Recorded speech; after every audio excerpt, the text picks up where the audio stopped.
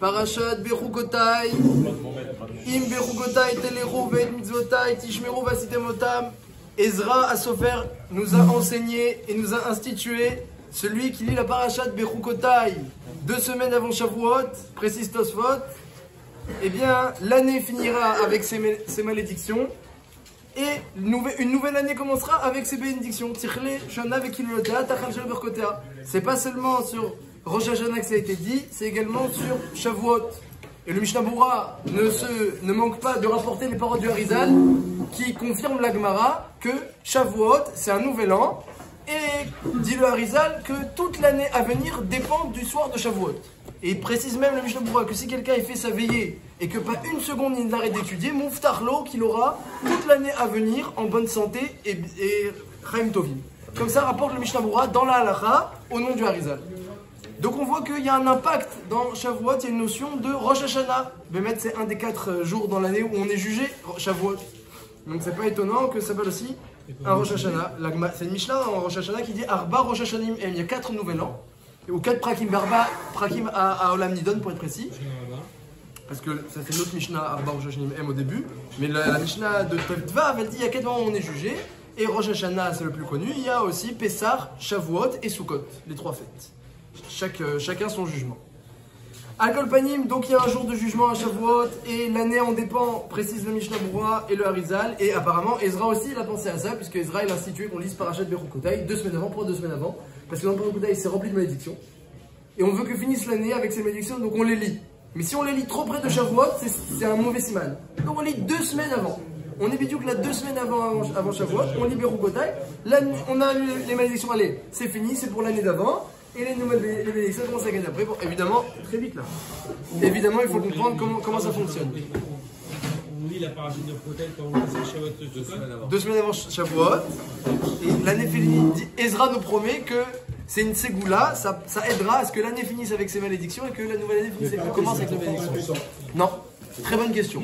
Il dit à Shavuot, ça a été institué, à Rosh Hashanah c'est institué, mais les 2 autres jours de l'année où on est jugé, dit la Mishnah, Ezra n'a rien institué qu'au Lakavot. Très bonne question.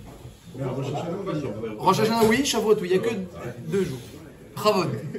Tu avais posé bonne question. Pourquoi Shavuot il n'a que sur les bénédictions et pas sur les bénédictions? Aussi, mais la ségoula de Ezra, c'est de la lire pour que l'année finisse. Mais Vadaï, il y a les deux. Nous, aujourd'hui, on va parler que des bénédictions. Im Bechukotai telechu ve'zotai tishmeru vasitem otam. Venatati. J'ai commencé avec ça pour que finisse le shiur avec ses malédictions et commence le nouveau shiur avec ses bénédictions. C'est pour ça que j'ai commencé d'abord. J'ai mis. Ça c'est réglé, c'est traité. Maintenant, on peut y aller. Venatati gishmechem beitam. Il y aura la pluie en son temps. Gishmechem, gashmiyut, la parnassa. Venatna aretzivula. Il y aura la récolte. Comme il faut. Ve'etza sadeit en pirio. Les fruits sortiront en bonne et due forme. Donc, chaque récolte va rattraper l'autre. La récolte sera tellement abondante qu'elle restera jusqu'à que arrive la suivante. Le pain sera mangé à satiété. Et vous serez en sécurité sur votre terre. Il y aura la paix sur votre terre. On pourra dormir tranquillement, la porte ouverte.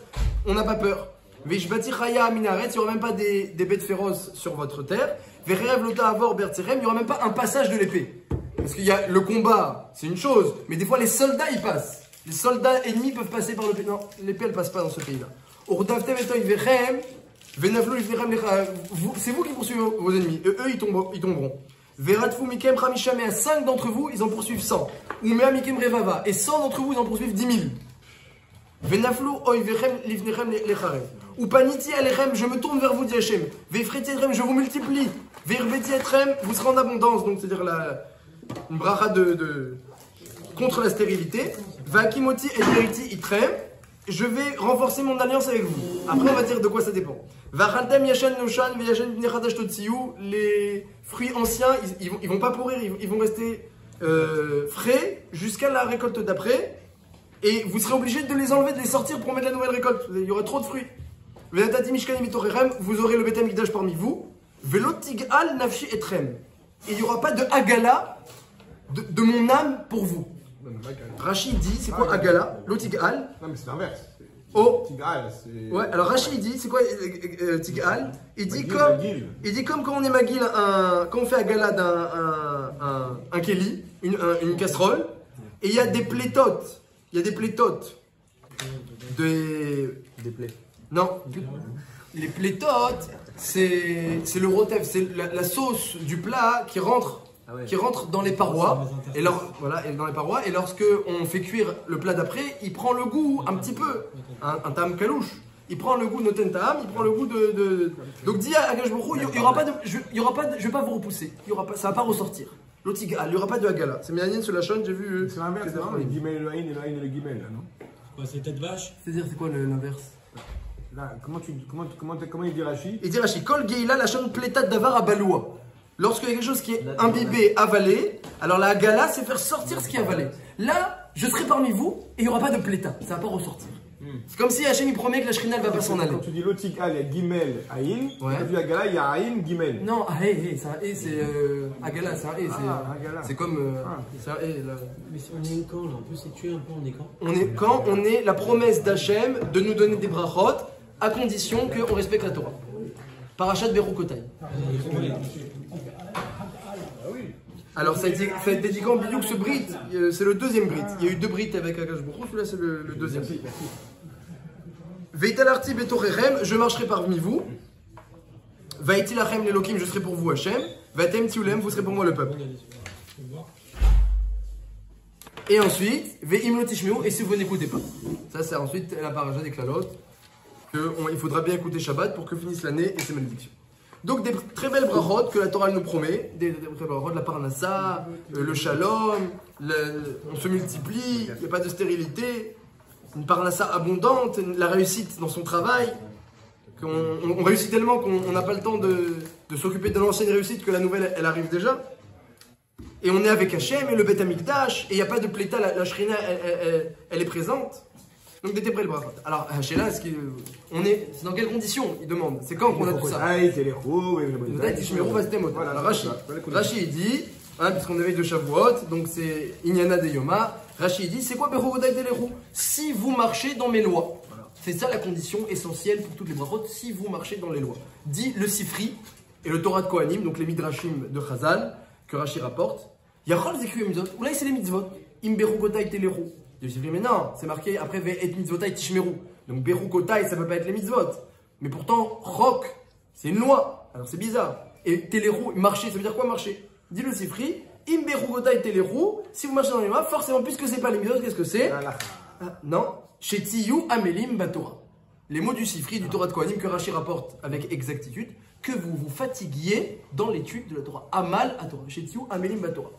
Et la Torah, le Midrash ne parle pas d'étudier, ou de connaître, mais de se fatiguer dans l'étude. Rav Dessler, il dit, tu vas chercher un livre, et il faut le prendre en haut, c'est Amal à Torah.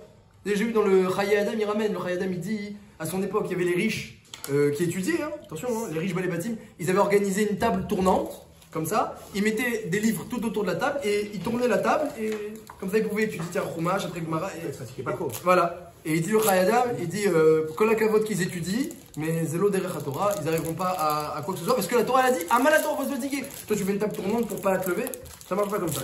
Ah, le Hamal c'est juste d'aller chercher un livre, c'est pas étudier. Non, Amal c'est se fatiguer, mais ça inclut toutes les fatigues. Ça inclut toutes les fatigues. Et la question évidemment, il y a plusieurs questions qui se posent. La question c'est quoi cette mitzvah? C'est quoi cette mitzvah? C'est un prat, c'est un détail dans l'étude. Un détail, se fatiguer dans l'étude c'est un détail, et toutes les brachot de la Torah, elles dépendent pas le Midrash, elles dépendent pas des mitzvot. Yachol de Kim, non, je que vous fatiguez. Tu m'aurais dit la connaissance. Alors, je veux dire la connaissance, la Torah. Tu m'aurais dit l'étude. C'est une mitzvah chachouva. Non, la fatigue dans l'étude. C'est de là que tout dépend. C'est de là que tout dépend. Si quelqu'un a beaucoup étudié, c'est pas fatigué, Yachol Yot qu'il passe à côté de toutes les brachot de la paracha. Et attends, alors le pire, je dis pas, on a dit qu'on parle pas des klalotes, mais ensuite, dans la paracha, ve'im lo tishmeu, et si vous n'écoutez pas, il y a toutes les klalotes, et Rashi dit, chez im lo tishmeu, liot amelim batora. Si vous n'écoutez pas, mon ordre de vous fatiguer dans la Torah. Ce qui veut dire que même les klalotes, elles dépendent de ça. Et donc la question, c'est pourquoi spécifiquement ce détail-là dans cette mitzvah-là, donc c'est pas toutes les mitzvot, c'est l'étude, et c'est pas toute l'étude, c'est la fatigue. Pourquoi c'est ce détail qu'Hachem a choisi? pour faire dépendre de lui toutes les brachot.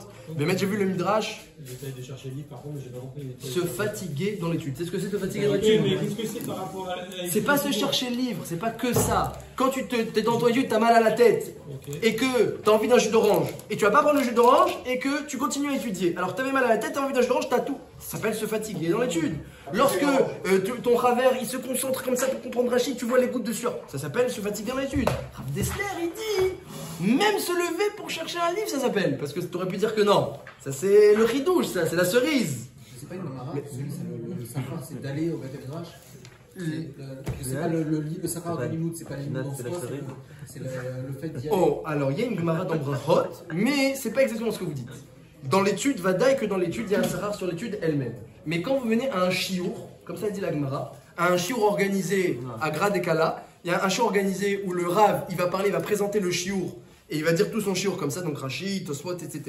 Rachid dit là, alors la Gemara elle dit que le Sahar là-bas, c'est la marche pour y aller, et Rachid dit pourquoi la marche? Et parce que puisque c'est pas toi qui as étudié, c'est le Rav qui t'a présenté l'étude, Mistama dit Rachid que tu vas rien retenir, parce que si c'est pas toi qui as étudié tout seul, c'est très joli mais tu retiens pas.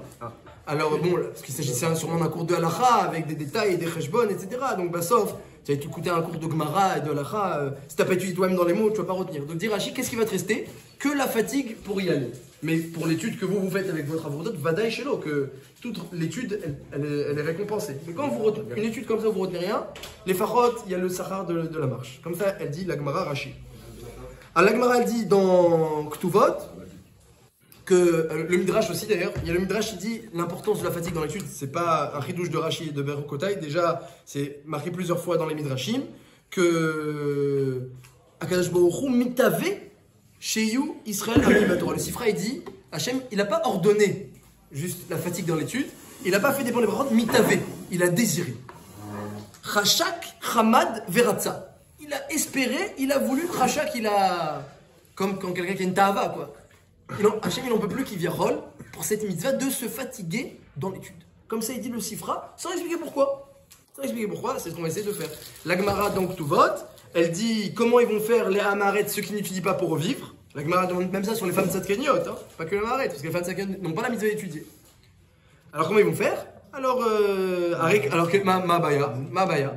Alors les gens qui n'étudient pas la Torah, la Gemara, même s'ils sont tzadikim, la Gemara, elle s'inquiète comment ils vont avoir triatametim, comment ils vont revivre.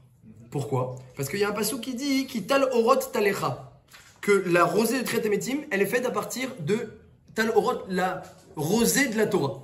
Il y a un midrash qui dit qu'il s'agit des gouttes de sueur de la fatigue dans l'étude. Donc, et alors la Gemara s'inquiète qu'il y a des gens qui n'étudient pas, et même les femmes, une femme d'un grand rav, d'un grand rosh yeshiva, du Gadol Hador même, elle n'a pas étudié. Alors comment elle va faire pour vivre? Donc la Gemara s'inquiète. Et ben bon, la Gemara elle trouve évidemment plusieurs solutions, notamment une femme qui soutient son mari et ses enfants dans l'étude. Elle a une part importante dans son étude, peut-être même une part égale. C'est marqué que Hachem y récompensait Zevouloun avant Issachar. Et pareil pour les gens qui n'étudient pas, même si eux ils n'ont pas la ségoula dans ce monde-ci, ils ne sont pas protégés par l'étude dans ce monde-ci, ça ne les protège pas du Yetzirah, comme ça le dit la Gemara. Mais à Kolpanim, ils auront Triatametim, Bisrout qu'ils ont soutenu. Mais évidemment, le conseil, dit la Gemara, c'est qu'ils s'habituent eux aussi à étudier, si c'est des hommes, ils s'habituent aussi à étudier. Donc, il y a une trashivut mamash, talorot talecha, et rien que de l'étude, même j'ai vu Rabbi Khan Wasserman, il demande, des gens qui sont en iftar avant d'avoir pu étudier, des enfants, comment ils revivent. La chéla est posée, parce que il y a un tnaï pour revivre, avec il a un tnaï à Triatametim, c'est la rosée. Il ne s'agit pas de Olam Haba, hein. Olam Haba, c'est encore autre chose. Mais pour la résurrection, Hachem il utilise la rosée de la Torah. Tal Orot, la rosée de la lumière, il s'agit de la Torah. Et il y en a qui disent dans le Midrash qu'il s'agit de la sueur dans l'étude, donc cette mitzvah. Dans Kitavo, c'est le même concept. Dans Kitavo, non. Dans Kitavo, il y a écrit les klalotes et il n'y a pas écrit là-bas Bimurad. Il n'y a pas écrit cette condition-là Bimurad. Mais dans Berugotai, oui. Pourquoi il y a des différences entre Berugotai et Kitavo? C'est une très bonne question. C'est le Ramban qui s'allonge sur ça. La différence entre les klalotes et brachot de Kitavo et Berugotai. Mais c'est pas ce dont je voulais parler. Alors, alcool panim, donc comprendre ce détail, cette mitzvah que je me il lui fait donne beaucoup d'importance, il a désir, il fait dépendre les brachot, il fait dépendre la résurrection de la rosée de la Torah, de la sueur dans la Torah. Tu t'es fatigué pour comprendre quelque chose, ça vaut. Et l'étude en elle-même, elle n'est pas mentionnée, c'est la fatigue dans l'étude. Et les autres mitzvot aussi. Pourquoi tout dépend de cette mitzvah-là? Bimiuchat. Ça c'est une première chez Ella. Pourquoi toutes les brachot, pardon, elles dépendent donc de cette mitzvah-là. Une autre là, c'est le lachon de la Torah. Imberukotai telerou. Il n'y a pas écrit si vous étudiez, il n'y a pas écrit si vous vous fatiguez, il y a marqué si vous marchez dans mes lois. Donc un langage tout à fait obscur. Il y a besoin que le Midrash vienne et commence à chercher qu'est-ce que ça signifie. Le Midrash il a fait un cheshbon, c'est pas ça, donc c'est ça. Mais le langage il reste bizarre. Pourquoi ça s'appelle Berukotai telerou? Marcher dans le roc. Marcher dans le roc, c'est l'étude, c'est marcher dans le roc. Manienne. Tu vois, tu avances avec le roc, moi j'avance avec le roc. Ça se traduit, oui j'étudie. Manienne, ce lachon-là de la Torah. Le Midrash aussi pose la question pour savoir pourquoi il répond que parce que David Améler, lorsqu'il se fatiguait. Dans l'étude comme ça, il répond le Midrash, mais ça explique pas entièrement. Le lendemain matin, il se réveillait, il avait rendez-vous avec des rois, des princes de tout pays, parce que c'était le roi d'Israël, David Améler. Et ses pieds l'emmenaient au Beth Midrash. Il se réveillait le lendemain. Façon de parler, il se réveillait, puisqu'il se levait à Hatzot et il étudiait toute la nuit. Et on va dire que quand le jour arrivait, alors ses pieds l'emmenaient au Beth Midrash au lieu de l'emmener chez le ministre et chez le roi et d'autres pays avec qui il avait des obligations. Et c'est ça, le Midrash dit, c'est ça Berukotai telerou, que tu marches. Grâce à l'étude, tu marches, c'est quoi? C'est comme des manières que ses pieds l'emmènent au Beth Midrash. Encore une, c'est pas une explication qui nous éclaire entièrement. Variable en fonction des individus. La fatigue, elle est très variable en fonction oui. de Vadaï. Donc, qui détermine le Akadosh Baruch Hu Hu seulement, bien sûr. Quel déot? Hachem lui-même, c'est lui qui juge et il sait exactement. Vous avez raison. C'est Vadaï. Vous avez besoin de 10 heures, moi j'ai besoin de 8 heures pour être fatigué. Bien sûr, c'est évident que chacun a son niveau. Chacun a son niveau. Le Midrash il dit quelqu'un qui arrive à son shiur en fin de journée, après sa journée de travail, et il s'endort comme ça parce qu'il est fatigué de sa journée, et il bave. Le Midrash il dit Hachem il prend la bave et la garde pour Triat HaMetim. C'est-à-dire même quelqu'un il est fatigué de sa journée et après il s'endort pendant le shiur. Non, au contraire, il s'est montré vraiment, il a envie, il essaye. Donc c'est ça la fatigue dans l'étude, c'est vrai que chacun a son niveau. Donc on va essayer de comprendre cette mitzvah de la fatigue dans l'étude, puis on va aussi parler de Rabbi Shimon Bar Yochai, parce que c'est bientôt l'Akba Omer, et qu'il y a plusieurs, un petit peu une shéla, quel est le rapport entre l'Akba Omer et Rabbi Shimon Bar Yochai, mais c'est où le jour où il a reçu la smicha de Rabbi Akiva avec tous les autres talmidim de Rabbi Akiva, Rabbi Yehuda, Rabbi Meir, Rabbi aussi, Rabbi Elazar, et ou alors, d'après le Midrash, une version dans le Midrash, c'est le jour de sa Iloula, c'est-à-dire du jour où il est niftar, et où beaucoup de sodotes de la Torah ont été révélés ce jour-là. Le jour où il est parti, il y avait tous ces chaverim qui étaient réunis chez lui. Il y a eu beaucoup de nissim ce jour-là. Il y a eu un grand feu autour de lui dans le jour de sa ptira. Et d'après une version dans le Zohar, ce serait aussi l'Akba Omer. Donc l'Akba Omer, c'est un jour qu'il y a Rabbi Shimon Bar Yochai. On va également parler de ce grand Tana Eloki, qui a écrit tout le Zohar avec ses chaverim. Donc Mamash, c'est une partie de la Torah importante. Et puis dans l'Agmara, combien de Mishnayot du Shas il y a Rabbi Shimon, quand on dit Rabbi Shimon dans la Gemara, dans la Mishnah, c'est Rabbi Shimon Bar Yochai. Donc combien de Mishnayot dans Shabbat, dans toutes les Masertot, on voit Rabbi Shimon et Rabbi Yehuda. C'est essentiellement toute la Torah a été donnée par les 5 élèves de Rabbi Akiva. Donc Rabbi Shimon, c'est 1/5 de la Torah. C'est 1/5, puisque tous les Talmidim sont niftarim pendant le Homer. C'est pour ça qu'on s'endeuille pendant cette période. Et toute la Torah a été redonnée à partir des 5 élèves de Rabbi Akiva, dont faisait partie Rabbi Shimon. Rabbi Meir, c'est le Mishnah aussi. Aussi Rabbi Meir, c'est un Mishnah, c'est un des élèves de Rabbi Akiva, avec Rabbi Shimon. Toutes les Mishnayot sans nom sont attribuées à Rabbi Meir. Merci. Voilà. Alors, Rabbi Shimon, le Païtan, il a une histoire très spéciale, hein, parce que la Gemara raconte qu'il a été poursuivi par les Romains. Donc Rabbi Shimon, il n'avait pas sa langue dans sa poche. Il n'hésitait pas à taper sur les Romains, alors que parfois même ces Ravérim, ils étaient plus doux, parce que les Romains, c'est eux qui étaient Sholtim, c'est eux qui avaient le pouvoir en Israël. Et parfois leurs takanot, leurs institutions, elles pouvaient déplaire aux Tanaïm, parce que les Romains, ils n'avaient pas forcément le même point de vue que les Bnei Israël, Gdoshim en Israël.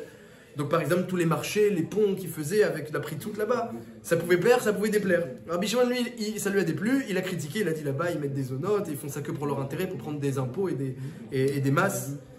Et donc, il a été poursuivi par les Romains, parce que ça s'est su, il y a eu du Lachon Hara, ça s'est su. Et donc, il a dû se cacher dans une grotte. Rabbi Shimon Bar Yochai, il s'est caché dans une grotte pendant 12 ans, avec son fils, parce qu'il était poursuivi par les Romains. Au début, il se cachait dans le Beth Midrash, mais quand ils ont mis du lachat sur sa femme, elle savait où il était.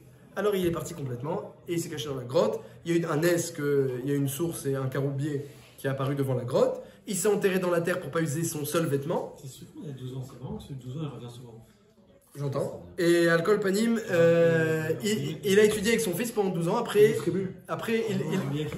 ans, il a étudié 12 ans, il a revenir étudier 12 ans. C'était 7, non? Non, c'est 12 et 12, 24 000, 12 000, 12 000. Alcool panim. Écoutez bien les cours là, comme ça je m'en souviens. Alcool panim. Au bout de 12 ans, il est resté encore 12 mois.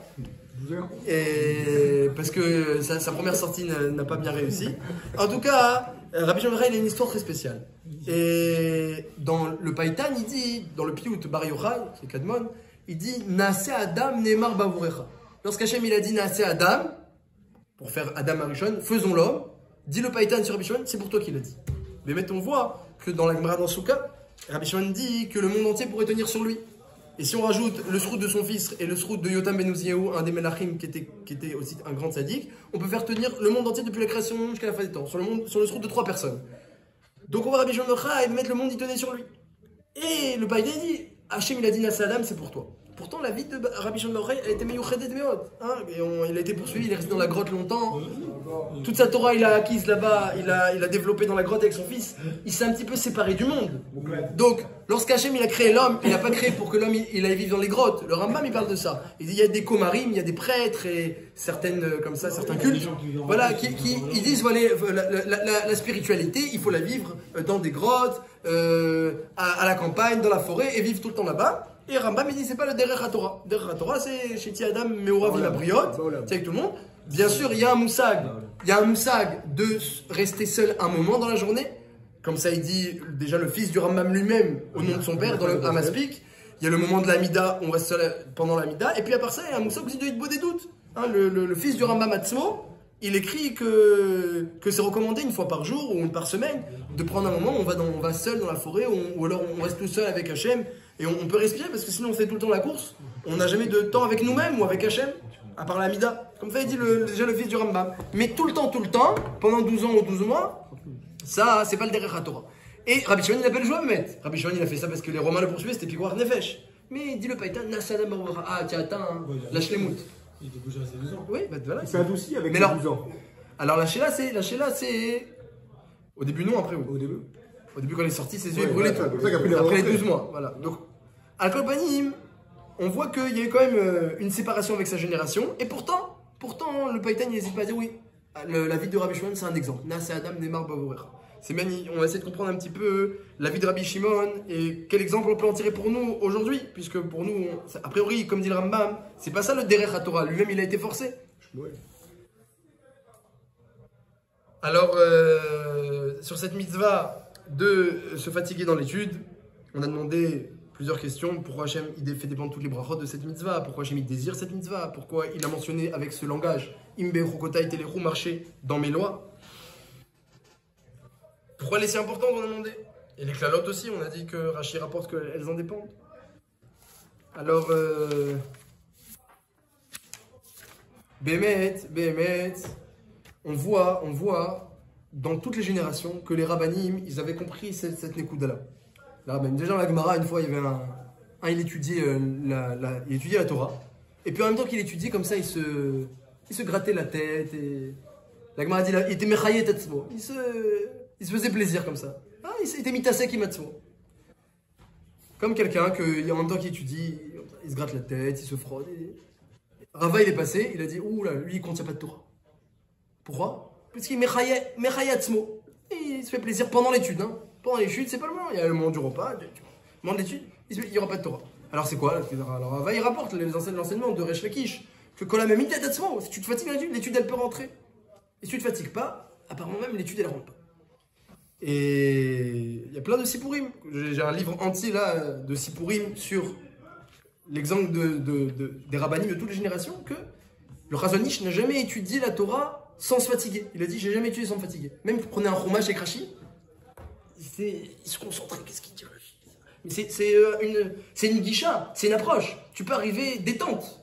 C'est même pour les enfants ou quelqu'un qui commence à étudier. Alors on recommande à four de faire détente. Est-ce que c'est pas... Moi je connais un grand Rosh Kollel que tous ces enfants, ils connaissent le chasse par cœur, le chasse Mishnah par cœur. Un grand Rosh Kollel français, Rav Weiss, peut-être vous le connaissez. Tous ces enfants ils connaissent tout le chasse Mishnah par cœur. Et quand il étudie avec ses enfants, alors j'ai pu voir, ces enfants des fois ils avaient comme ça les pieds sur la table, ils grabbaient partout. Et le Rosh Kollel, pas un mot. Pourquoi il dit? Il faut qu'ils apprécient la Torah. C'est vrai. lorsqu'on veut faire apprécier la Torah, alors c'est recommandé la détente, la simcha, qu'il soit à l'aise, on met le café, etc. Mais ensuite, quand quelqu'un maintenant, bon, il a décidé d'étudier, parce que les enfants, ils n'ont pas encore décidé. Ils commencent, ils sont en rinour. Mais lorsque quelqu'un, il a décidé d'étudier, comment on étudie? J'ai décidé d'étudier, comment on étudie? Alors le Rambam, il dit, ne crois pas que tu pourras étudier et acquérir la Torah, c'est un Rambam fort, genre Ilchot Talmud Torah, en mangeant et en buvant. C'est le mot du Rambam. Et ne crois pas que tu pourras acquérir la Torah avec le kavod et l'argent en même temps. Et là, non, il y a besoin d'un investissement corps et âme. Si tu veux acquérir la Torah, si tu veux étudier comme il faut. Après, si tu veux tout le temps un moment de détente, tu peux venir passer un moment de détente. Mais non, moi je veux étudier, je veux la Torah, je veux ça. Alors le Rambam ne croit pas, n'est pas d'avamina. Parce que l'autre ça. Le Metzer Rava dans la Gemara d'Ajagad, il dit, oula, il contient pas de Torah celui-là. Donc c'est sûr que la Torah, il faut que ce soit agréable, détente, et surtout lorsque les gens ils sont mis de karvim à la Torah. Mais lorsque quelqu'un il a décidé d'étudier et qu'il demande comment on fait, alors il y a un derrière. Car Darkachel Torah. Il y a un derrière déjà marqué dans Pirkavot.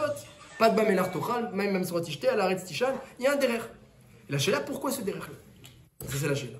On préfère être une carvine quand même. Être carvim de sang. Alors c'est vrai.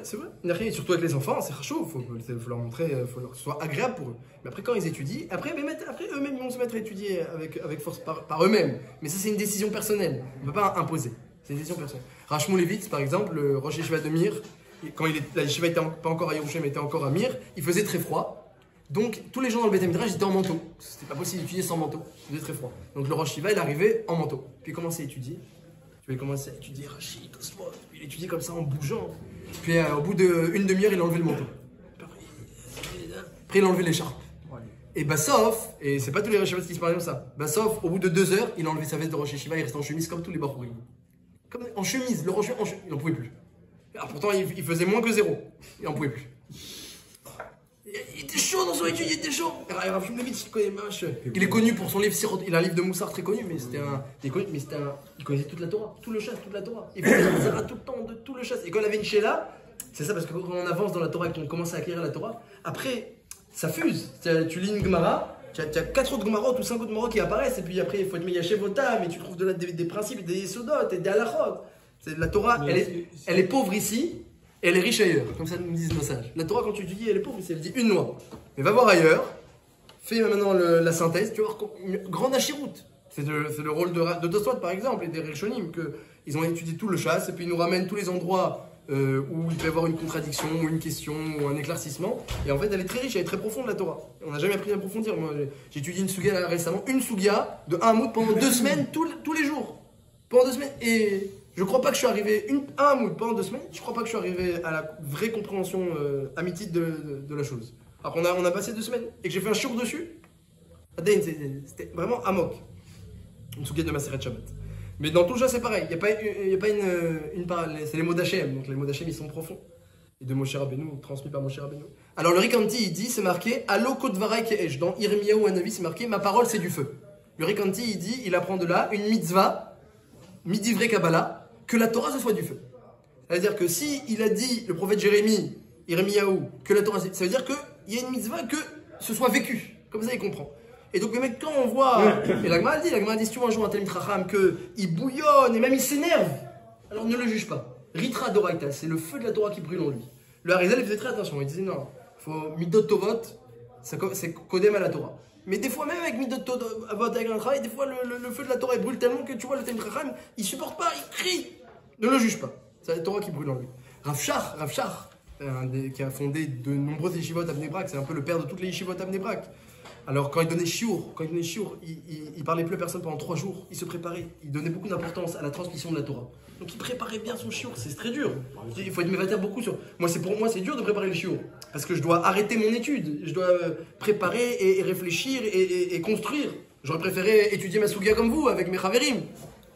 Et donc il préparait Rav Shach, il prenait 3 jours entiers, il préparait son shiur. Au bout de 3 jours, Vaïbayom Ashlishi, comme un Matan Torah, c'était au bout de 3 jours de préparation, il arrivait, et le Beth Midrash était rempli, il n'y avait plus une place à Pognovitch, et il commence le shiur, et il mettait le feu, lui-même il mettait le feu, il mettait l'ambiance, il disait, quand les Bachorim ne posaient pas de questions, il disait, mais c'est quoi ici? C'est un Beth Akvarat! Comme ça il disait. Il criait. Et après, mais attention, celui qui parlait, c'était pour poser une question des Shelat Hatzumot. Imaginez, c'était celui qui parlait devant Rav Shach, il savait qu'est-ce qu'il disait. Et Rav Shach, il savait aussi que celui qui pose une question, pose une question. Et il arrivait, il y avait une ambiance, et présentait son chiour en détail, il avait construit. Et on a les Sfarim de Rav Shar. Ils ont passé, repassé pendant 3 jours, ils refaisaient toute la souga. Namash. Et donc évidemment, il suait tellement, il se fatiguait dans son chiour, il suait, il changeait de chemise plusieurs fois. Il allait changer de chemise, il revenait. Encore un sipour aussi que j'ai vu sur le Hamal à Torah, c'est le jour où est Niftar Rabbi Elazar ben Shamoua, un des 10 à Sarah Arogé Malchut. Donc il y a 10 Tanaïm, dont Rabbi Akiva, qui ont été tués par les Romains. Kapara pour tout le clan Israël, ils ont été tués par les Romains. Et Rabbi Elazar ben Shamoua, lorsqu'il allait être tué, alors il faisait Shema Israël, il regardait le ciel. Les Tamdim, ils ont vu qu'il regardait le ciel. Ils ont dit, Rabbi, qu'est-ce que tu vois? Il regarde le ciel comme ça, qu'est-ce que tu vois? Il dit, je vois Rabbi Akiva et Rabbi Yuda ben Baba, qui avaient déjà été tués. C'est lui qui a donné la smicha. C'est Rabbi Akiva qui a donné à ses 5 élèves. Alors, je vois Rabbi Yuda ben Baba et Rabbi Akiva. Et alors, et alors, ils sont en marloquette sur un Inyan de Halacha, dans le ciel. Ils se disputent. Et alors, ils demandent qui gagne? Il dit Halacha ki Rabbi Akiva. Parce qu'il n'y a pas quelqu'un qui s'est fatigué comme lui dans la Torah. Dans le ciel, on est archive. Tu t'es fatigué, et des fois tu vois, comme il a dit, des fois tu vois un il vient, il est kishroni, il est fort et tout, mais il se fatigue pas trop. Et t'as un autre, il comprend rien, mais vraiment il se fatigue, il donne tout son cœur. Parce que il donne beaucoup plus d'importance à celui qui met tout son cœur dans l'étude et qui comprend pas grand chose. Que l'autre, il arrive et pour lui tout est facile, il connaît déjà, etc. Mais pourtant, pardon. C'est généralement. C'est comme ça, c'est comme des hommes, pas oui. comme Hachem. Voilà, Alma des Shikra. Dans le monde du mensonge, c'est comme ça. Mais tu veux que je te dise, la Gemara, elle dit une fois, il y a un sipour où il est monté dans le ciel. Et il lui dit, alors qu'est-ce que tu as vu? Il dit, Olam Haïti, le contraire. Les gens importants, ils n'étaient pas importants. Les gens pas importants, ils étaient importants. Après, il dit, mais dans la yeshiva, comment c'était? Yeshiva, pareil. Et en réalité, et je le vois même au jour le jour, au quotidien. Tu as les gens qui sont très forts dans la yeshiva. Et puis tu as les gens qui sont très sérieux dans la yeshiva, mais ils sont pas très forts. Vraiment, ils donnent tout leur cœur. Bah cette apparence-là, avec le kavod, comme tu dis, etc., c'est bon pour 1 mois, c'est bon pour 6 mois, c'est bon pour 1 an. Bah, au bout de 10 ans... Tu vois qu'il est toujours là. L'autre qui est sérieux, c'est... Fusée. Voilà. Et l'autre qui était super fort, il est toujours super fort. Mais il est bien en dessous de l'autre. Parce que l'essentiel dans la Torah, c'est l'investissement. Et l'autre, il avance, il acquiert, et il est doeg, il veut retenir la Torah. L'autre, tranquille. On le voit, au bout d'un moment, on le voit. Il y a écrit dans Shir Hashiri, dans le travail aussi, vous dites. Mais où les fêtes sapérim, Shokav Amoudeshesh, Meusadi Malad Nepaz, Mariou Kalevanon, Baruch Karazim, Chiko Mamtakim, Vekulo Mahamadim. Son Chiko Mamtakim, son palais, il est doux. Kulo Mahamadim, c'est une douceur pour moi. Il y a le Kesha avec Rosh Borou. Eh bien, c'est ma top, c'est bon. Et il y a marqué là-bas, mais où les fêtes sapérim. Lorsque le Khatan et la Kala ils se décrivent mutuellement, il y a écrit, mais où les fêtes, il est incrusté de saphir. Mais où les fêtes sapérim, il est incrusté de saphir. Et le Midrash, il remarque que mais où les fêtes incrusté, ça veut aussi dire les italef, ça veut dire tomber dans les pommes. Comme ça, remarque le Midrash. Il dit, c'est quoi mais où les fêtes sapérim incrusté, qui veut dire aussi tomber dans les pommes? Le Midrash, il dit, parce que la Torah, elle s'appelle saphir. Et quand tu l'étudies de toutes tes forces, bah sauf tu tombes dans les pommes. Et combien de grands Gdolé Israël ils étudient jusqu'à guérir dans les pommes? Rabbi Khan Wasserman, le Chazanish, combien de fois on l'a trouvé par terre le Chazanish? Il dit, j'ai mal calculé. Je pensais que j'avais assez de force pour aller Shkoli et j'ai mal calculé. Combien de fois on l'a trouvé? Rav Greenman, combien il va dire, trouvé le Chazanish par terre? Et quand il était par terre, des fois il restait un peu de force qui était par terre, il écrivait comme ça des Hidushim sur des feuilles par terre, comme ça. J'ai assez de force pour écrire. Il n'a pas de force pour aller Shkoli. Ils allaient de toute leur force, Amal la Torah. Zot à Torah, Adam qui amoud Boel. C'est ça la Torah lorsqu'un homme il se fatigue dans l'attente. Et c'est comme ça, c'est le derrière la Torah, c'est comme ça. On va essayer de comprendre pourquoi. Il y a une Segula Miyuchedet de Shmira, la Torah c'est marqué Marpé, l'école Bassar, Etzraim, elle guérit toute la chair, l'arbre de vie. Etzraim, il a Machazikimba. Moi une fois je connaissais un Rosh Yeshiva de Yerushalayim et c'était le contraire. Il se fatiguait dans l'étude et un jour il n'avait pas pu étudier, il était sans aucune force. Et il m'a dit aujourd'hui j'étais obligé, il était Sandak, après il devait aller à un Vaad. Aujourd'hui j'ai pas pu étudier ce matin. Les deux sont vrais. Ces personnes-là, elles mettent toute leur force dans la Torah jusqu'à épuisement, mais ensuite de la Torah, elles prennent leur force. Et si tu leur prives de Torah, une fois j'ai entendu même. J'ai entendu un sipour, Nora, il faut vérifier, je n'ai pas de source véritable, mais que Raodia Yosef, lorsqu'il était en deuil de sa femme, eh bien. Je ne sais pas comment il a trouvé un éther et que peut-être pour lui c'était Pikwar Nefesh ou qu'il y avait lorsque tout a été réglé pour l'enterrement, il a pris un livre, il a ouvert. Alors que c'est interdit d'étudier. Il a pris un livre, il a ouvert. Ouais, lorsqu'il était honnête, il a pris un livre, il a ouvert. Et il a commencé à étudier. Alors que son fils, il lui a dit, papa, l'heure. Il a plus de force, j'en peux plus, j'en peux plus. Il a réussi à être caniré, il a fait le pire Ormato, il était Posek, Vegaon, et l'arrière mais. Même qu'on y arrive, hein. Quand tout a été réglé, hein, dans le site pour que j'ai entendu, Non, qu'on y arrive à toujours avoir besoin d'étudier la Torah, mais moi, des fois, j'ai besoin.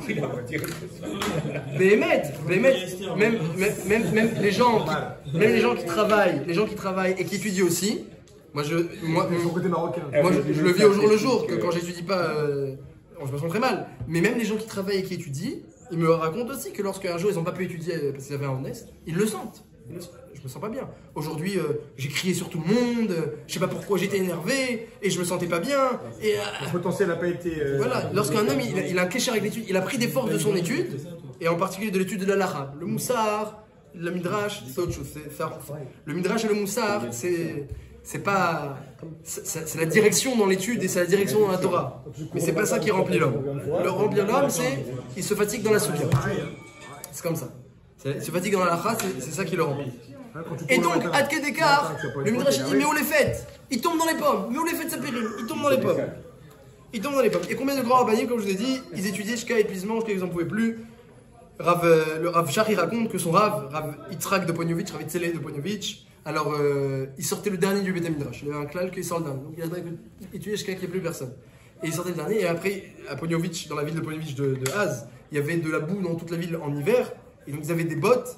Et il a dit Rav Shar qu'il n'a jamais vu que Rav Itzele de Ponyovitch, il habitait chez lui quand il était jeune, il avait 11 ans, il n'a jamais vu qu'il arrive à enlever ses bottes à la maison. J'ai jamais vu. Parce qu'il n'avait plus assez de force pour enlever ses bottes. Donc il dormait toujours avec la boue sur les pieds, le bout et les bottes. Donc on voit qu'ils étudient jusqu'à épuisement. Voilà, évidemment, c'est un derrière assez étonnant. Il faut comprendre. Il faut comprendre. Pourquoi Rachamim, ils ont compris que la volonté d'Hachem, c'est d'étudier Adkedekar, Zod Adoram Kiamut. Une fois, il y avait Alexander Mogdon dans Maseret Tamid. Alexander Mogdon, il a rencontré les sages d'Israël. Et il y a eu une rencontre et il a commencé à leur poser des questions. Alors il leur a dit c'est quoi le plus mauvais chemin? Il a demandé à Alexander Mogdon. Celui qui amène à la mort. Alors Rachamim, ils l'ont dit c'est celui qui se fait vivre. Mechayed, celui qui se fait vivre, c'est le bon vivant. Voilà, c'est un chemin qui amène à la mort. Comme ça, ils ont dit Alexander Mogdon. Après Alexander, il a dit et c'est quoi le meilleur chemin? Celui qui amène à la vie. Ils ont dit c'est celui qui se tue. Mitetatso, celui qui se tue, alors il se fatigue, il se tue, c'est ça qui amène à la vie. Alexander, il a été très content et il les a récompensés de leur chorma. C'était à Tunis? Non, certainement pas. Il me semble que c'était en Égypte. Il me semble que la rencontre s'était faite en Égypte. Alors, Alcool Panim, non, il a rencontré les sages d'Israël, hein, Alexander. Les sages d'Israël. Alcool Panim, on voit que Rabbi Shimon Bar Yochai aussi, il a dit une chose assez similaire lorsqu'il est sorti de la grotte. Alors, Baruch Hashem, mon Kélion est venu, lui a annoncé qu'il peut sortir. Et au bout de 12 mois même, ses yeux ont arrêté de projeter du feu sur tout ce qu'il regardait, parce qu'au début, ses yeux projetaient du feu. Dès qu'il voyait quelqu'un qui n'étudiait pas, il brûlait. Il disait, mais comment il peut travailler celui-là? Le champ est brûlé. Après, il y a une voix céleste qui est sortie, il dit quoi, vous êtes sorti pour détruire le monde? Alors il a dit à son fils, on rentre dans la grotte. Il est rentré 12 mois, et 12 mois pourquoi? Parce que comme au Gainam c'est 12 mois, Rabbi Shimon Bar Yochai, il s'est infligé à lui et à son fils 12 mois, pour se punir qu'il brûlait tout le monde. Et quand il est ressorti, ses yeux ne brûlaient plus à lui, mais son fils ça brûlait toujours. Son fils était, qu'on dirait plus Macpid que son père. Ça continue à brûler. Jusqu'à qu'il a vu un zaken, qu'il courait avec 2 branches de Hadassim, Zachor et Shamor. Il a dit j'ai pris 2 branches pour Shabbat, pour 2, une pour Zachor, une pour Shamor. Là, ses yeux se sont arrêtés de brûler à Rabbi Lazar. Et à Panim, Rabbi Shimon, comme il est resté 12 ans et encore 12 mois, donc 13 ans, dans la grotte, sous la terre, sous le sable, parce que ses vêtements, il les mettait que pour faire la tefila. Donc il est resté là-bas sous la terre. Évidemment dans le sable, 12 ans, 13 ans, ça fait des effets sur son corps. Il avait le corps tout meurtri. Et son gendre, Rabbi Pinchas Ben Yair, donc c'est le gendre de Rabbi Shimon Bar Yochai, eh bien un jour il était au mikvé avec Rabbi Shimon Bar Yochai après sa sortie de la grotte, et il a vu Rabbi Shimon nu. Et il a vu l'état de son corps, et il s'est mis à pleurer. Et les larmes de Rabbi Pinchas Ben Yair, elles sont tombées sur le corps de Rabbi Shimon. Il a crié aïe, pourquoi tu me fais mal? Pourquoi tu me brûles? Parce que le sel des larmes, il brûlait les plaies qui remplissaient son corps. Alors, il lui a dit, son gendre, il lui a dit, aïe aïe aïe, oili, shiraiti rabekar, malheur à moi, que j'ai vu ton corps comme ça. Alors il lui a dit, ashrera, heureux de toi, chez Raïtani Bekar, que tu m'as vu comme ça. Hein, c'est Daflag, dans la page 33 dans Shabbat, Daflag, là-bas il y a tout le sipour de Rabbi Shimon Bar Yochai. Alors il lui a dit, heureux de toi, pourquoi? Chez Ilmane le Raïtani Bekar, l'Omatsati Bekar. Parce que si tu ne me voyais pas comme ça, eh bien je n'aurais pas été dans l'état de Torah que je suis. Ah bon, et c'est quoi? Il lui dit, tu sais, au début qu'il y avait Makshé Rabbi Shimon, lorsque je posais une question de Gemara, et que toi tu l'entendais, Rabbi Pidras, son gendre, a canéré que le gendre de Rabbi Shimon était très fort. Lorsque je posais une question de Torah ou de Gemara et que tu l'entendais, combien de réponses tu me donnais? 12 réponses. Pour chaque question que Rabbi Shimon demandait, son gendre lui donnait 12 réponses. Encore 12? 12 réponses à chaque question. Ah. Et ben maintenant, il lui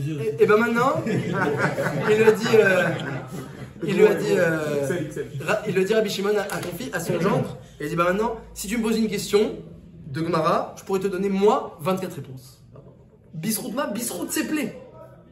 Le Hamal il s'est fatigué à être sous le sable, c'est aussi un relègue du Hamal, être sous le sable. Ah, c'est du vrai Hamal. C'est du vrai Hamal, bon ça tu comprends, c'est bien. Alors voilà, et que ça creuse la chair, etc., ça le ronge, et bien Bisroutze il dit, Bisroutze, je suis un nouvel homme en Torah. Comme ça il dit Rabbi Shimon. Alors, tu dis pas quand même la Gemara de Brachot qui dit qu'on n'est pas tous comme Rabbi Shimon, on est loin d'être comme lui et que pas tout le monde peut être comme lui. Lokachour. La Gemara dans Brachot, elle ne parle pas Chazve Shalom de Hamal à Torah, elle parle de est-ce qu'il faut travailler ou ne pas travailler. Marcovet, Rabbi Shimon, Rabbi Ishmael. Et la Gemara elle dit qu'on n'est pas tous comme Rabbi Shimon qui dit que c'est assourd de travailler, on a besoin de travailler pour avoir la parnassa. Sur ça c'est marqué pas comme Rabbi Shimon. Sur Hamal c'est marqué nulle part. C'est marqué plutôt que celui qui ne se fatigue pas, il n'a pas de Torah en lui. Maintenant, comme on a dit que lorsqu'un homme il est mitkarev à la Torah, ou les enfants, ou un homme il est mitkarev, alors peut-être que pour lui il faut Aïkar que ce soit agréable et qu'il trouve du sipouk. Mais je vais te dire la vérité, si moi maintenant j'étudie autrement qu'en me fatiguant, je trouve aucune satisfaction. Et je pense que celui qui rentre bien dans l'étude à fond, après, toute sa vitalité, sa satisfaction, il va la trouver dans d'après quand il se fatigue. Sur Shmulevitch, il y a 2 secondes, par exemple, ce que vous venez de dire. Oui. Il kiffait tellement, il était tellement voilà, chaud. exactement. Voilà. C'est ce que vous venez de dire. Parce que vous dites qu'aujourd'hui, s'il faut que vous vous fatiguez pas à fond, vous ne trouvez pas le kiff, entre guillemets. Enfin, vous trouvez. Chacun à son niveau. C'est le contraire, j'ai pas compris. Pourquoi c'est le contraire? Mais j'ai l'impression que quand vous racontez le sipon du Rav Shmuel. Ah, il était chaud, donc il était content. Justement, il était tellement content. Mais il se fatiguait. Mais il se fatiguait aussi. Bah attends, il se fatiguait tellement qu'il a enlevé sa veste de Rosh Hashiva. Ça s'appelle la fatigue. Les plaies sur le corps de Rabbi Shimon, c'est plus lié au fait qu'il se soit enfui que de Bravo, il faut comprendre. A priori, son étude, comme il dit Rav Dessler. Rav Dessler, il dit, bien sûr, Rav Dessler, il dit, lorsque tu vas chercher un livre, ça s'appelle Hamal Torah. C'est une bonne question. On n'a pas encore, pour l'instant, j'ai dit les Sipourim, j'ai rien expliqué. J'ai juste, c'est vrai, j'ai rien expliqué. Je vais commencer l'explication maintenant. Quel rapport entre les plaies que font le sable et le Hamal Torah? Si ce n'est que pendant qu'il était dans le sable, il étudiait. Voilà, c'est déjà oui, mais d'accord, mais c'est pas le Hamal Torah. Alors Rav Dessler, il dit que oui, et dans un instant, on va tout expliquer et répondre à toutes les questions. La Torah, dans l'objet de la Torah, c'est Berukotay de l'Ekhou, c'est pas du tout qu'on acquiert la Torah. C'est se fatiguer. On a les brachot. On a des brachot gashmi, pas du tout. Il y a le Mektamikdash, la Shrina, et il n'y a pas une plaie. Il n'y a pas une plaie. Là, on a lu, les Sharanti. Non, mais la plupart des choses, c'est gashmi. La plupart, mais attends, on va tout expliquer là, bien aussi. Venatati Mishkel, ce qui signifie Hachem il met le Beth Amikdash et il n'y a pas une pléta de Shrina. Ça croit il n'y a pas une pléta. Il explique une seconde, il explique c'est quoi une pléta. Le Rashi, il dit c'est comme dans un keli où il y a des choses qui sont imbibées dans les parois. Lorsque tu mets de l'eau chaude, ça sort. Là, si tu es imbibé de la Shrina, ça sort parfois. Un homme il est imbibé de la Shrina et la Shrina elle reste avec lui comme Yosef, là où il marchait, Vayar Adonav qui Hachem ito. Hachem il est avec lui. Et Yosef, je marquais sur lui qui se fatiguait d'Afra Bemioucha dans l'étude. Une question après, je réponds à tout parce que là il se fait tard. Allez-y, une question encore? C'est pour Morgan. Une question, cher ami? Avant que je réponde à toutes les questions. Alors on y va, on répond à toutes les questions. L'explication à tout cela c'est la suivante. L'explication à tout cela c'est la suivante, c'est très simple. Il y a un pélé, le monde il est pélé. Bémet c'est comme la Torah nous dit, c'est un petit peu un chok, imberu kota et telechu, c'est la chaîne chok, un petit peu irrationnel. Il y a un pélé dans le monde, c'est quoi? C'est que je me il a fait un pélé. Il a pris une neshama, une étincelle de lui. La neshama, elle est kadosh. Imaginez, vous imaginez ce que c'est Hachem? Vous imaginez pas. En tout cas, ce que vous pouvez imaginer, c'est encore bien loin de ce que vous pourriez imaginer si vous connaissez plus de Torah, et c'est encore bien loin de ce qui est vraiment. Aïn Lora Ata, même les anges, ils n'ont pas encore vu Hachem. Donc, prenez une étincelle d'Hachem, c'est nous. Imaginez cette étincelle d'Hachem. Elle est Gdosha. C'est de la lumière bien plus puissante que la lumière qu'on connaît. C'est de la Gdosha, c'est du Tov, c'est des Midot Tovot, c'est de la pureté, c'est une racine élevée, qui sait à Kavod. L'étincelle d'Hachem. Qu'est-ce qu'il a fait Hachem? Il a fait descendre. Couche après couche, étape après étape, monde après monde. Et il a mis dans un corps avec de la matière, avec des ta'avot et des besoins matériels, et des besoins de ci, et des midot ra'ot, et de la colère, etc. Et on est entouré, et en même temps, il y a la neshama qui est là. Et il y a l'influence du corps qui est essentielle, dit le Ramchal. Sur Terre, l'influence du corps elle est essentielle. Et la neshama qui est une petite voix comme ça, pour Shlomo Meler, il dit c'est comme un grand roi et un petit garçon. La neshama et le corps, dit Shlomo Meler, c'est comme un grand roi et un petit garçon. Le corps, c'est le grand roi, donc c'est lui qu'on écoute. Et le petit garçon, il dit peut-être qu'il faudrait comme un petit Yeled Misken, un petit garçon gringalé, qui dit Meracham, Yeled Misken Meracham. Il dit comme ça, qu'est-ce qu'il en pense? Après, toi, tu choisis. Tu suis le grand roi qui dit des ordres comme ça et qui est très influent, très puissant, ou le Yeled Misken. C'est pas du tout pas chaud de choisir le bon chemin. La plupart du temps, peut-être qu'on écoute le grand roi.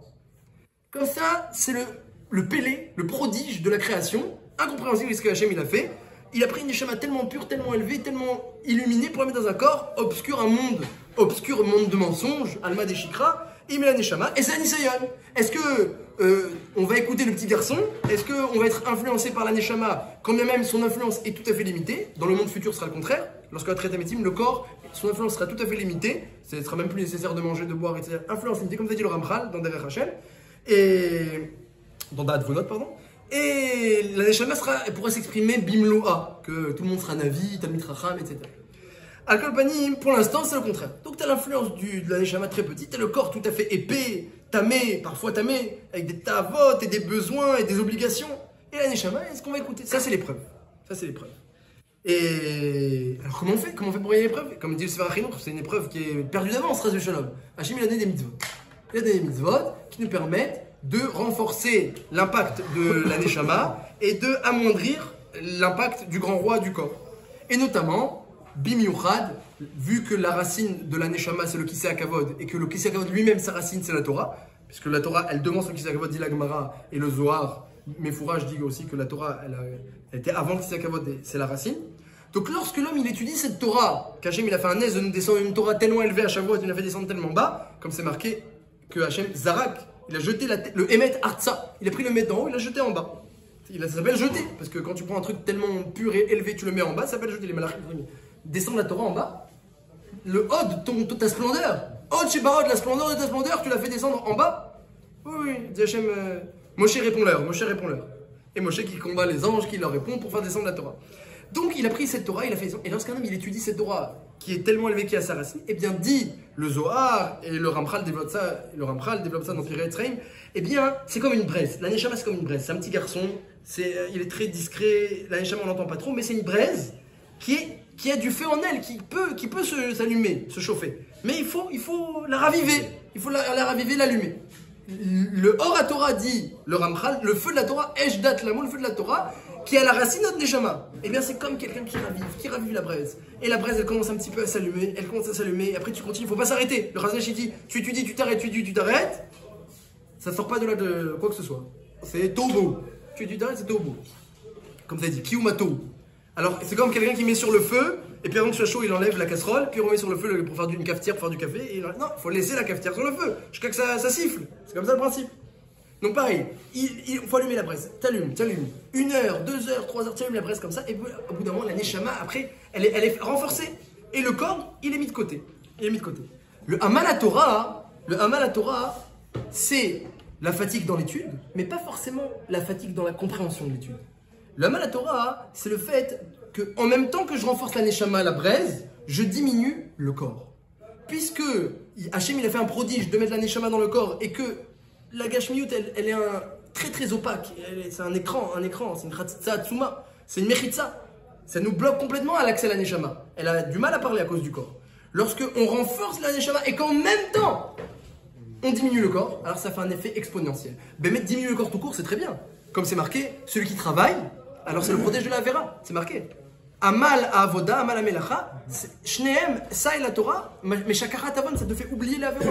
Donc la fatigue en soi, c'est bon, le travail c'est la santé, comme ils disent. La fatigue, vada, et même dans autre chose, c'est bon pour l'homme et ça lui diminuera son itirara. Ça c'est bataille. Alors que s'il ne travaille pas, il va avoir dans la tête colminé Averot et Hérouim. Donc, mais quand c'est une fatigue qui est dans l'étude, c'est-à-dire qu'en même temps tu fais rentrer la lumière de la Torah et tu ravives la Neshama et en même temps tu diminues le corps, alors là c'est un impact, c'est un effet extraordinaire. Et ça, c'est que il désire ça parce que quelque part il a provoqué cette situation où tout est inversé. La Neshama, la pauvre, qui était tellement chère, chérie, élevée, lumineuse, que Dosha, Midot Tovot, imaginez les Midot d'Hachem, elle descend dans un corps obscur comme ça, Tavot, colère, jalousie, besoin, obligation, concurrence, des trucs complètement matériels, obscurs. La Neshama, la pauvre, Agashbrou, il désire qu'on produise un petit peu ce naforou, cette inversion. Et l'ascétisme n'est pas recommandé. L'ascétisme, c'est la diminution du corps. Non, c'est vrai. Non, et pourtant, c'est pas recommandé. Quoi, je sais pas, ascétisme, c'est quoi? La prichoute, qu'est-ce que vous appelez ça? Alors si, la prichoute, c'est bien. La prichoute, c'est bien. Mais après, il faut pas limiter ses besoins. Comme il dit, comme on a fait dans Parashat Kedoshim. Dans Kedoshim, on a étudié que ce qui est nécessaire, c'est bien. Et ce qui est pas nécessaire, c'est une mitzvah. Il y a une mitzvah de Kedoshim Tiou. Mais c'est pas le sujet. Alors, pardon, écoutez bien cette idée profonde. Il y a aussi, il s'est passé, ça c'est le Nisayon de la Neshama sur terre. Si on peut s'exprimer ainsi, et Hachem ça lui tient à cœur, cette notion-là, Kivyachol, Hachem lui-même aussi il a un Nisayon. Et regardez cette Nekuda-là très profonde. Que Akash Borou, on dit tout le temps sur lui, c'est le Hémet, c'est marqué dans le Zohar, dans le Harizal, c'est son introduction à tous ces Ktavim au Harizal. Akash Borou, on le sait, c'est Kulo Chesed. Sa bonté, elle est extraordinaire, infinie. Si on pouvait percevoir la bonté d'Hachem et sa rachamim, sa compassion, sa bonté, ils sont tellement intenses, puissants, bien plus que ce qu'on imagine, que si on était à côté, on serait brûlé vif. Et même pas juste à côté, même à côté d'une étincelle de sa bonté. Sa bonté, elle est infinie, elle est immense, elle est Atsuma. La bonté d'Hachem, il a tout fait, tout créé pour révéler cette bonté-là, pour nous la prodiguer. Mais, lorsqu'on arrive dans ce monde-ci, on descend les couches, comme c'est marqué dans le Zohar, au début il n'y a que de la bonté, que de la rachamim, après tu commences à descendre dans les mondes inférieurs, tu commences à voir comme ça du jugement, des rigueurs, de la rigueur, puis tu arrives dans ce monde-ci, Bereshit, Bara, Elohim. Hachem a créé le monde avec la mida de rigueur. Et là tu te poses une question, je te dis mais attends, mais elle est où la bonté d'Hachem? Et sa rachamim, et sa gentillesse, et tout ce qu'on raconte sur Akash Borou. Mais je vois pas ça du tout. Et puis mais dans la Torah c'est marqué, Bereshit, Bara, Elohim. Le monde il est créé avec des principes rigoureux. Il n'y a pas, si tu respectes pas les principes, dans ce monde-ci, ça n'avance pas, hein. Ça va pas marcher. Il y a des principes, il faut bien les respecter, et spirituels et matériels. Ce monde-ci, matériel, est tout à fait rigoureux. Et parfois, on se demande un petit peu, elle est où la bonté d'Hachem? Elle est où la bonté? Alors qu'on nous décrit tellement cette bonté à Akash Borou. On va dire, il n'y a aucune contradiction. C'est exactement comme la Neshama de l'homme qui descend sur terre, pareil. Akash Borou, il est rempli de bonté, mais dans ce monde-ci matériel, qui est un monde d'épreuves aussi pour la Neshama, et bien inversement à sa bonté, à sa gentillesse, à sa générosité, c'est habillé à l'extérieur de principes et de rigueur. Ce monde-ci, il est habillé de principes et de rigueur, bien que le Tochen, le fond de ce monde-ci, le but, le fond, la volonté d'Hachem, c'est la bonté, mais il est habillé à l'extérieur de rigueur, comme la Neshama, qui est le but de l'homme, c'est son essence, c'est son but, c'est elle qui doit développer, c'est elle qui va avoir son sahar la base, c'est l'essentiel, le corps après il va sous la terre. Eh bien, la Neshama, elle est tout à fait voilée, elle est voilée par un écran opaque. Pareil, la bonté d'Hachem, elle est voilée. Donc c'est aussi le Nisayon, c'est le Nisayon qu'Hachem il s'est imposé.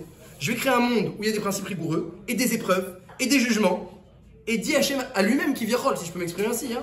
On va voir si je vais réussir, par le trou de mes enfants, à révéler ma bonté malgré tout.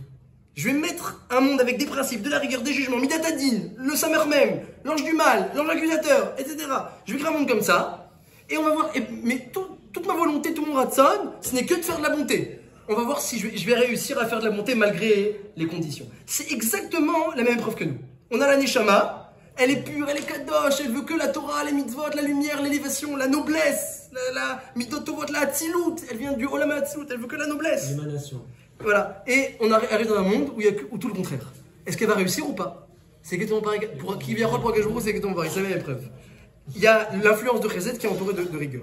Lorsque l'homme, il arrive à faire grandir l'influence de son âme, il permet qu'il vienne à Hachem de faire grandir l'influence de son Chesed. Parce que la rigueur n'a été créée que parce que Hachem il a créé le corps et la matière. Le monde matériel implique des principes de rigueur, sinon ce ne serait pas le monde matériel. Les principes de rigueur, ils sont impliqués par ce monde-ci. Dans ce monde-ci, il y a des principes, c'est comme ça que ça fonctionne dans la mazé. Il y a des principes, il y a des jugements, et de la rigueur, c'est une épreuve. C'est ça, la mazé, l'épreuve de la matière. Donc une épreuve, ça implique une rigueur. Mais lorsque l'homme, maintenant, il a dépassé la matière, Parce que sa neshama, elle brûle, elle illumine, c'est que des midotovot, gdusha, midotovot, l'amour de son prochain, la connaissance de la Torah, la fatigue dans la Torah. La neshama, elle brûle comme une braise étincelante, et le corps, on l'entend même pas. Cette personne-là, elle permet à Hachem de agir de la même manière. Que son chesed, il déborde, il éclaire, il illumine, Ashgara pratit. Et la rigueur, on l'entend même pas. La rigueur, elle est limitée. Donc il y a un lien profond entre la manière dont nous, on gère notre épreuve et qui vient la manière où il régit aussi son épreuve à lui. Est-ce qu'il va réussir à faire son chesed à ses enfants comme il le souhaite ou non? Et il a fait dépendre cette épreuve, son épreuve, il a fait dépendre de nous. Ça dépend de nous. Donc c'est pour ça qu'avec Baruch Hu, on répond aux questions. Il a tellement mis ta vie, il désire tellement qu'on se fatigue en études. Parce qu'il veut qu'on limite l'influence de la matière. Parce que bon, c'est un gros coup cette matière, comme elle dit la Gemara dans Kiddushin. C'est comme un père qui a giflé son fils tellement fort qu'il a fait saigner. Après il a mis un pansement. C'est un gros coup cette matière qu'il a mis. Alors j'ai dit, essayez, malgré l'épreuve, malgré la difficulté, malgré la grosse claque que je vous ai donnée, essayez de limiter l'influence de la plaie. Et renforcer la santé spirituelle qui est en vous. Ça c'est l'épreuve de l'homme. Et qui vient de l'autre côté, l'épreuve d'Akadosh Baruch Hu. Et donc, évidemment, toutes les brachot, elles dépendent, on répond aux questions, toutes les brachot, elles dépendent de cette mitzvah-là, parce que l'influence du chesed dans ce monde-ci, ça dépend de la manière dont nous, on limite la matière et on renforce la lumière de la neshama. Et on répond pourquoi que il désire tellement. On a répondu pourquoi le hamal est nécessaire, c'est pas seulement l'étude, c'est la fatigue, pour que la Torah, elle rentre. Comme il a dit Rava, sinon il y a un écran, la Torah, elle peut pas rentrer. Lorsque tu te fatigues, il y a en même temps, le corps, il laisse une ouverture, et la lumière de la Torah, elle peut rentrer, il y a besoin des deux. Que la Torah, elle puisse rentrer, elle pénétrer l'homme et ouvrir un petit peu l'écran de la matière pour faire rentrer la Torah. C'est pour ça qu'il y a besoin de Hamal la Torah. Il faut Hamal la Torah. Et Rabbi Shimon Rav, ce qu'il a dit, Rabbi Shimon Rav, c'est ce qu'il a dit. Il a dit, c'est grâce au fait que je me suis fatigué dans le sable et que j'ai souffert que la Torah, elle a pu rentrer en moi. Maintenant, je peux te répondre à toutes tes questions. 24 réponses par question. Et Télerou, on va finir avec ça. Imberu Gota et Télerou. Pourquoi ça va marcher dans l'étude? Parce que marcher dans la fatigue dans l'étude, parce que si vous remarquez bien, hein, comme c'est marqué, on le dit dans les slirot, qui rabou meshuvotenu. Tout le temps on essaie de faire tchouva, on a envie de faire tchouva. Rabou meshuvotenu, c'est-à-dire on fait beaucoup de tchouva et jamais ça marche. Plein de fois on fait tchouva, jamais ça marche. Ah, j'ai envie de faire ça, j'ai envie de faire ça, j'ai envie d'avancer. Et jamais, on bouge jamais. C'est très difficile de bouger. Et pourquoi? C'est très simple, parce que la volonté de faire tchouva, c'est la neshama, et la faculté de bouger, c'est le corps. Donc tout le temps tu as envie de faire tchouva, parce que tu comprends des choses, mais après le corps il te permet pas. Non, on bouge pas. Alors, le Hamal à Torah, ça s'appelle, dit Rav Shmuel Rozovski, ça s'appelle Imberu Gotai Télerou. Lorsque tu limites l'impact du corps dans ta vie, grâce à la fatigue dans l'étude, et que tu fais rentrer la lumière de la Torah qui va raviver ta neshama, alors cette volonté de tchouva, elle va rester présente et forte. Et ensuite, l'application sera possible, parce que le corps, il aura moins d'impact. Donc, le Hamal à Torah s'appelle dans la Torah marcher, avancer. Parce qu'en réalité, c'est que comme ça qu'on peut avancer. Les gens qui n'étudient pas, vous remarquerez, ils ne bougent pas. Les gens qui étudient, ils sont tout le temps en train d'avancer, d'être mitkadem, ils changent tout le temps, ils évoluent, ils se perfectionnent. L'étude, et la fatigue en particulier, ça permet à l'homme de changer et d'avancer. La Torah appelle ça Imberu Gotai Télerou, ça s'appelle avancer. Tu avances. Et si toi tu avances, Akadosh Baruch Hu aussi peut avancer. Il peut avancer, le monde il peut avancer, et le chesed d'Akadosh Baruch Hu il peut se révéler. Et donc toutes les brachot ensuite elles peuvent venir et découler de là. Quel rapport entre le Beth Amikdash et la